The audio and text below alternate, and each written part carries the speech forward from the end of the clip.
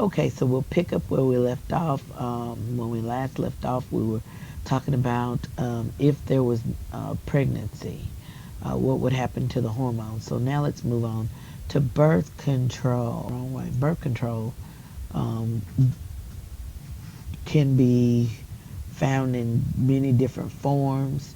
One of the forms that some people use is called the rhythm method.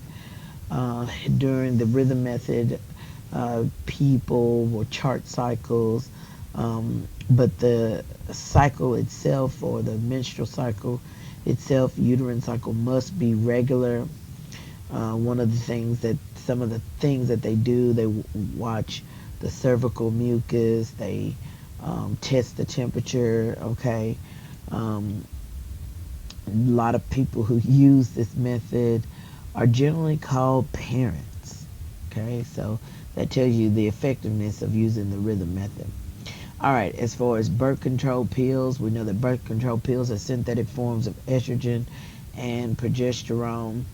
Um, Estrogen, we know, if we remember from a few slides back, we knew that it inhibited the release of the follicle stimulating hormone. Um, Remember, comment was made that a female is looking to produce one child, at the most maybe two if twins run in the family, but definitely not 5 or 6 kids at a time. That's a bit much to handle. Progesterone, if you remember, it inhibited the ovulating effects of the luteinizing hormone. Give you an idea of how these two work. The idea is that if there's no follicles there to ovulate, then there's no pregnancy. All right. So very effective means of birth control, about 99.5%. Here's a table listing a few more. We know that the best thing that you can do if you don't want to get pregnant, and there's no risk involved. So in other words, no risk of having any types of sexually transmitted diseases. And so abstinence, it says, the methodology, if there's no sperm in the vagina, there's 100% effective that you're not going to get pregnant. So procedure, it says to do what? Refrain from sexual intercourse. We can underline that. Refrain from sexual intercourse. It says, well, you get no, we're going to circle that, no sperm in the vagina. And we said, ooh, that is what? 100% effective. And it says, are there any risks? None associated with that method. Remember way back we talked about the vas deferens. This is how the sperm are propelled into the ejaculatory duct, and so on and so forth. So it says if you have a vasectomy, if they clip that vas deferens and cut it and tie it, it says then you have no sperm in the seminal fluid. Therefore, it's almost 100%. The reason why they said almost 100% is because the tubes can reanneal. Same thing with the female, if she gets the fallopian tubes or oviducts tied. Methodology again is no eggs in the oviduct, so it's also almost 100%. Why? Because those tubes can reanneal. There's daily oral contraceptive methods. Some of the risks with that is the fact that, especially if you're a smoker, you may have some type of blood clot forming. Of course, then there's a diaphragm, other implants, shots. The male condom traps sperm, prevents STDs. But it says about 85%. We know that these guys slip off, overflow, whole nine, okay? Especially if they're put on incorrectly. Then there's a female condom. Most people don't, use that. It's a liner that basically fits inside of the vagina, about 85%. And then there's the one that most guys tell women, that coitus interruptus. Well, I'm going to withdraw my penis before I ejaculate. But we know that a lot of men prematurely ejaculate, so that's out of the window. See, the effectiveness of this is 75%. Okay.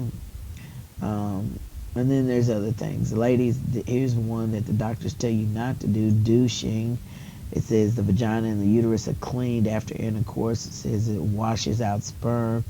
Doctors tell you now don't do it. Why? Because they say it washes whatever further up, whether it's a sexually transmitted disease or whatever.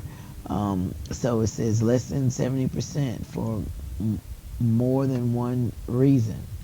All right, so that covers birth control. Let's move on to the sexually transmitted diseases. So AIDS, we know that's one of the ones that is currently being kept at bay, especially if you go and get the drugs. This one is caused by the human immunodeficiency virus, HIV. Attacks your helper T cells. This is a part of the immune system. And then we know that it's transmitted by sexual contact. Again, currently no cure, but the drug cocktails that they've come up with apparently do work.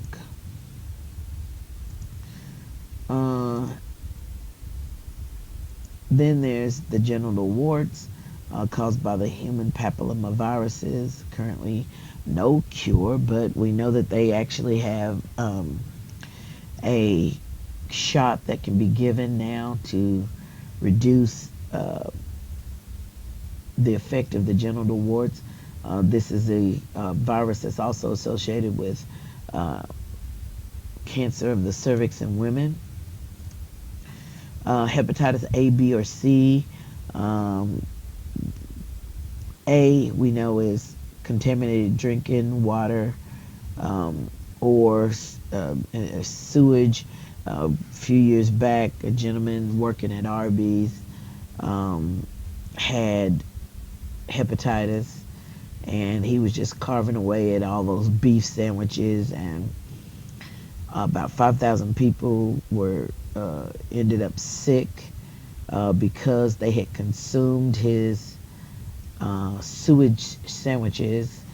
And what they found was that the gentleman was going in the bathroom, pooping, not washing his hands, coming back out, just carving at everybody's beef. That's one of the reasons why if you eat out, you get the bubble guts. This is why, because folk are nasty and they refuse to wash their hands. A lot of times they don't believe that it's necessary to wash their hands. B, it's from sexual contact, and C is if you've had some type of transfusion, blood transfusion. Okay, and then let's go on to chlamydia, caused by chlamydia trachomatis, causes the cervical ulcerations. This can also spread to the oviduct and cause sterility. The oviducts get blocked, and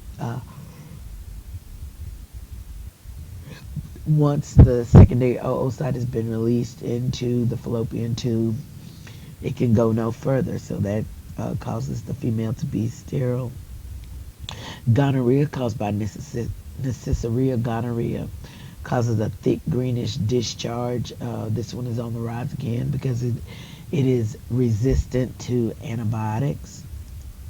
And then there's, of course, syphilis. Syphilis caused by Treponema pallidum.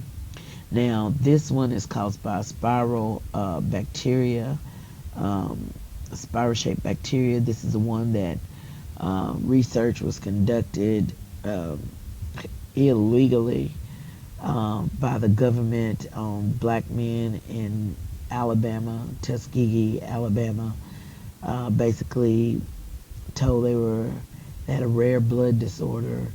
They were given sugar water to treat the syphilis, and they were allowed to suffer for about 40 years. You can look up the information, but this can be a very detrimental disease. So we're going to look at the 3 stages, so you want to make sure you know those. The first one is to have a canker. Following the canker, it looks like it's going away. You have something that's called a body rash. And then following the body rash, you start having these huge ulcerations, and these ulcerations can occur on the outside of the body, the inside of the body, in the eye, wherever. But the third group of symptoms is called gumas. They can affect the nervous system. People that have these become mentally retarded. They walk with shuffle, so they also show signs of insanity. Can be detrimental to the cardiovascular system, as well as can cause blindness. But can you imagine someone, if they had just eaten a piece of moldy bread, they could have killed the actual bacteria. But no, that was not. They were not given any moldy bread, nor were they given something as simple as penicillin, which would have cured it. But anywho, let's move on. I think this is the last of the slides, and it's just another slide dealing with the syphilis, so that's syphilis of the eye. Alrighty, that concludes every single thing that you need to know for your test. I hope you have a wonderful day. If you have any questions, please feel free to call me.